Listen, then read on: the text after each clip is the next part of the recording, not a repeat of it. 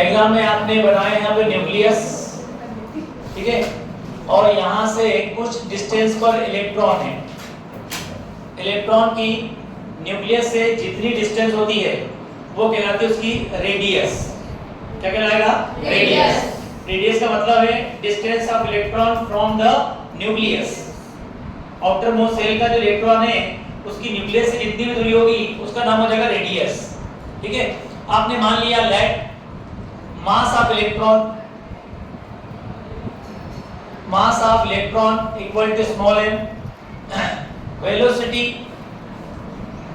Of electron equal to v, radius equal to आपने मान लिया बेटा यहाँ पे r, और चार्ज ऑन इलेक्ट्रॉन, एक इलेक्ट्रॉन के ऊपर जो चार्ज है वो E मान लिया, नेगेटिव होगा। चार्ज ऑन न्यूक्लियस, न्यूक्लियस पर चार्ज ये मान लिया अपन ने ZE, कितना मान लिया है? ZE। सबसे पहले आपने कहा एक एटम है, एटम का ये क्या हो गया? न्यूक्लियस। न्यूक्लियस सेंटर पॉइंट होता है, यहाँ से कुछ दूरी पर कौन है आपका? इलेक्ट्रॉन। जितनी दूरी पर इलेक्ट्रॉन होगा वो कहलाएगी उसकी रेडियस। अब ये इलेक्ट्रॉन है, इसका मास कितना मान लिया अपन ने? m, और ये जो इलेक्ट्रॉन इसमें घूम रहा है तो उसकी वेलोसिटी कितनी मान लिया अपन ने? v, और इस इलेक्ट्रॉन के लिए रेडियस r हो गई। इलेक्ट्रॉन पे चार्ज कितना हो गया आपका? माइनस, और चार्ज ऑन न्यूक्लियस, सेंटर में टोटल चार्ज होता है एटॉमिक नंबर के बराबर। तो एटॉमिक नंबर अगर अपन ने z माना है, कितना माना है अपन ने? z, तो चार्ज ऑन न्यूक्लियस हो जाएगा z इनटू e, क्योंकि प्रोटॉन के ऊपर चार्ज e हो जाएगा प्लस में, इलेक्ट्रॉन पे चार्ज होगा e माइनस में, प्रोटॉन पे चार्ज होगा आपका e प्लस। अब ये इलेक्ट्रॉन लगातार यहाँ घूम रहा है, तो यहाँ चार्ज है प्लस, यहाँ पे क्या है? माइनस। तो कूलम्ब्स ने कहा था जब दो चार्ज जो अपोजिट होते हैं अगर उनको कुछ दूरी पर रखा जाए तो उनके बीच में एक अट्रैक्टिव फोर्स काम करता है। क्या काम करता है? Attractive force. दो चार्ज के बीच में लगने वाला जो अट्रैक्टिव फोर्स है उसे कहते हैं कूलम्ब फोर्स। उसका नाम है आपका कूलम्ब फोर्स। तो force of attraction between electron and nucleus, आपने यहां पे लिखा force of attraction, force of attraction. Attractive force की बात करेंगे जो न्यूक्लियस और इलेक्ट्रॉन के बीच में लगने वाला है, तो उसका फार्मूला आप याद कर लें। F इक्वल टू होता है, पहला चार्ज क्या हो गया आपका? ZE, दूसरा चार्ज क्या हो गया बेटा आपका? E अपॉन डिस्टेंस का स्क्वायर। डिस्टेंस कितनी है पे? r square. डिस्टेंस कितनी है? r square. यहाँ पे चार्ज है ZE, यहाँ चार्ज कितना है? E। दोनों चार्ज का गुणा करेंगे और डिवाइड में दोनों के बीच की जो डिस्टेंस है उसका स्क्वायर लिख देंगे आप लोग। तो ये हो जाएगा F equal to ZD square upon r square. Equation number क्या है इसको? 1। एक फोर्स काम करता है अट्रैक्टिव फोर्स जो अपोजिट चार्ज के बीच में लगता है। अब दूसरा फोर्स, अगर मैं आपसे कहूं कि बेटा सर्कल बनाइए डिवाइडर का उपयोग करके, तो आप क्या करेंगे? डिवाइडर का एक पॉइंट यहां रख देंगे और इसको घुमाएंगे ऐसे यूं, तभी बनेगा सर्कल। अगर मैं कहूं कि बेटा ये पॉइंट यहां मत रखो, आप इसको हटा दो, और बिना रखे सर्कल बनाना चाहिए आपका, तो बिना पॉइंट रखे सर्कल बनेगा आपका? नहीं बनेगा। क्यों नहीं बनेगा? तो जिस पॉइंट को आपने जमीन पे रख दिया है ये पॉइंट कहलाता है सेंटर। क्या कहलाता है? सेंटर। जो हमेशा एक सर्कुलर पाथ में मोशन करने के लिए जो भी ऑब्जेक्ट होगा उस पर क्या लगाएगा? फोर्स। तो ये जो सेंटर है इसको गोल गोल घुमाने के लिए एक फोर्स लगाता है जिसे हम लोग कहते हैं सेंट्रीपिटल फोर्स। क्या बोलते हैं तुम लोग? सेंट्रीपिटल फोर्स, जो राउंड सर्कल में किसी ऑब्जेक्ट को घुमाने के लिए काम करेगा। जैसे रस्सी में एक पत्थर बांध दिया आपने और यूं घुमाएंगे आप तो वो गोल घूमेगा तो पूरा चक्कर क्या बन जाएगा आपका? सर्कल वाला। लेकिन अगर यहां से रस्सी छोड़ दिया और आप कहेंगे वो पत्थर पूरा राउंड राउंड घूम पाएगा वो? जब तक यहाँ टाइट बंधा हुआ रहेगा तब तक घूमेगा, छोड़ दिया तो नहीं घूमने वाला है, क्योंकि जहां पर बांधा हुआ है वो सेंटर पॉइंट है और सेंटर के द्वारा मूविंग ऑब्जेक्ट के ऊपर लगने वाला फोर्स क्या कहलाता है? Centripetal force. क्या कहलाता है? Centripetal force. तो अब इलेक्ट्रॉन के ऊपर दूसरा जो फोर्स काम करेगा वो रहेगा बेटा आपका centripetal force. Centripetal force F equal to, अब यहां पर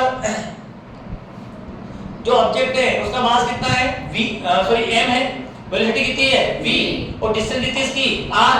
तो सेंट्रीपिटल फोर्स का फार्मूला होता है mv² r। सेंट्रीपिटल फोर्स का फार्मूला क्या बन जाएगा mv² r। क्या बनेगा formula mv² r। Mass of object into velocity का स्क्वायर अपन क्या है डिस्टेंस। तो mv² r mv² r ये कहलाता है सेंट्रीपिटल फोर्स। आज से आप सभी सेंट्रीपिटल फोर्स का फार्मूला याद कर लीजिए। क्या बनेगा फार्मूला हमारा क्या बनेगा क्या बनेगा mv² r। इसको दिया बेटा इक्वेशन नंबर सेकंड। अब आपने कहा कि ये वाला फोर्स इन दोनों के बीच में लग रहा है, ये वाला फोर्स भी इन दोनों के बीच में ही लग रहा है। जब ऑब्जेक्ट सेम है तो दोनों पे लगने वाला फोर्स भी क्या होगा सेम। इसका मतलब है कि अगर ये LHS बराबर है तो RHS भी क्या हो जाएगी बराबर। तो आपने कहा from equation first and second. यहां लिख दिया हमने from equation first and second, पहली और दूसरी इक्वेशन के द्वारा। यहां पर आपको मिलेगा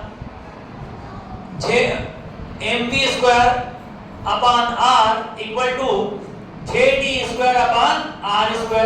यहाँ एक r से r क्या हो जाएगा आपका कैंसिल।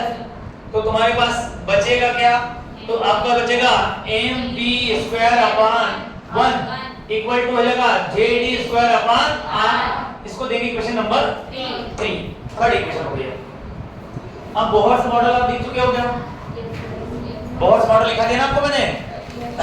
बोहर मॉडल में स्टेटमेंट दिया गया है इलेक्ट्रॉन उसी सेल के अंदर लगातार घूमता है जिसके लिए एंगुलर मोमेंटम का मान nh/2π के बराबर होगा। इलेक्ट्रॉन उसी सेल के अंदर रोटेशन करता है जिसके लिए एंगुलर मोमेंटम करता है h/2π का इंटीग्रल मल्टीपल लिखा हुआ है। Yes sir. अब यहां से आगे आपने लिखा from Bohr's model. Bohr model के स्टेटमेंट को आपने उपयोग कर लिया। स्टेटमेंट में कहा गया था इलेक्ट्रॉन उस सेल के अंदर घूमता है जिसके लिए एंगुलर मोमेंटम का मान होता है nh/2π के बराबर। अब एंगुलर मोमेंटम का फार्मूला mvr, एंगुलर मोमेंटम क्या हो जाएगा आपका mvr बराबर nh/2π बराबर हो जाएगा nh/2π। अब आप क्या करेंगे यहां से v का मान निकालेंगे। किसका मान निकालेंगे v का मान निकालना है तो m और r दोनों का में मल्टीप्लाई में कहां पहुंच जाएंगे डिवाइड। तो यहां से v निकला तो ये बन गया nh/2π। ये m और r कहां जाएगा डिवाइड में, कहां जाएगा डिवाइड में, ये आ रहा है। इसको दिया इक्वेशन नंबर 4। अब वेलोसिटी का मान जो तुमको मिला है इक्वेशन 4 में यहां से उठाकर कहां रखेंगे थर्ड में, कहां रखेंगे थर्ड में। आपने बोल दिया फिर से from equation third and fourth, equation number third and equation number fourth हमने यहां से v का मान उठा करके यहां रख दिया। अब ये लिखा आपने m into v का मान है कितना बेटा आपका nh/2πmr पूरे क्या जाएगा स्क्वायर बराबर क्या आ गया बेटा आपका z²/r।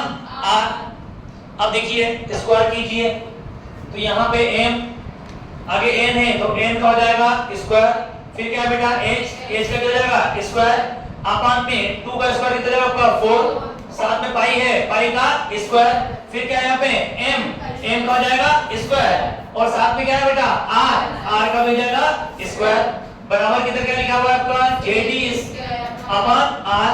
अब देखिए एक m ऊपर में एक m कहां है नीचे, नीचे क्या जाएगा आपका कैंसिल। इसके बाद में r इधर भी है r स्क्वायर इधर है तो एक r से r क्या जाएगा कैंसिल। अगली स्टेप में आपको मिलेगा n² h² अपान 4π² m बराबर ये r है साथ में बराबर में आ गया jd²। मुझे r का मान निकालना है, किसका मान निकालना है r यहां जाएगा ये नीचे आ जाएगा, r इधर जाएगा और jd² नीचे आ जाएगा। तो यहां से आप ये कह सकते हैं कि n² h² अपान 4π² m jd² बराबर होगा आपका r। तो ये हो जाएगी बोहर की radius n² h² 4π² m jd²। ये कहलाती बोहर की रेडियस।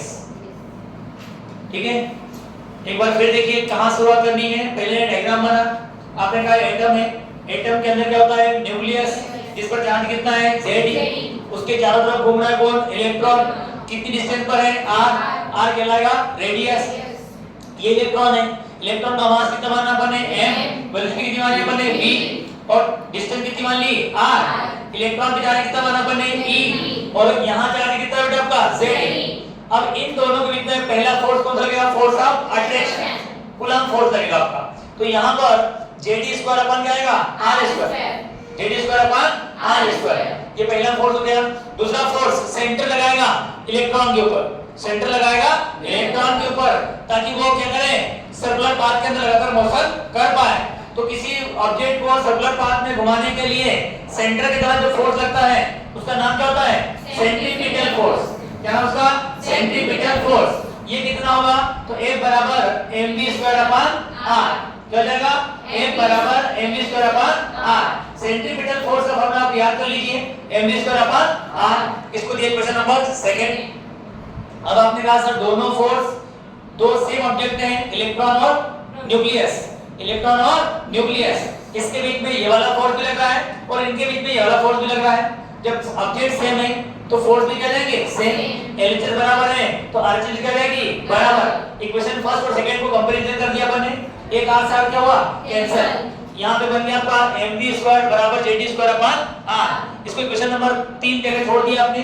फिर हम कहां गए बोहर मॉडल, कहां पे गए बोहर मॉडल में। बोहर मॉडल में कहा गया था इलेक्ट्रॉन उसी सेल के अंदर रोटेशन करता है जिसके लिए एंगुलर मोमेंटम कितना होता है nh/2π के बराबर। एंगुलर मोमेंटम का फार्मूला याद करना पड़ेगा mvr, क्या होता है mvr, एंगुलर मोमेंटम क्या होता है mvr, और इसका मान बोहर मॉडल के अनुसार कितना होता है nh/2π के बराबर। यहां से किसका मान आएगा v का मान निकालेंगे, m और r कहां जाएंगे डिवाइड। इसको दिए क्वेश्चन नंबर 4। अब v का मान चौथी क्वेश्चन से कहां रखेंगे थर्ड में। ठीक है, आपने वैल्यू पुट करी, जो कॉमन चीजें थी वो कट गई और हमें निकालना वैल्यू किसका है r का। तो r को एक तरफ शिफ्ट कर दिया, बाकी सबको दूसरी तरफ शिफ्ट कर दिया, तो ये वाला फार्मूला अपने को मिल जाएगा। उतारिए।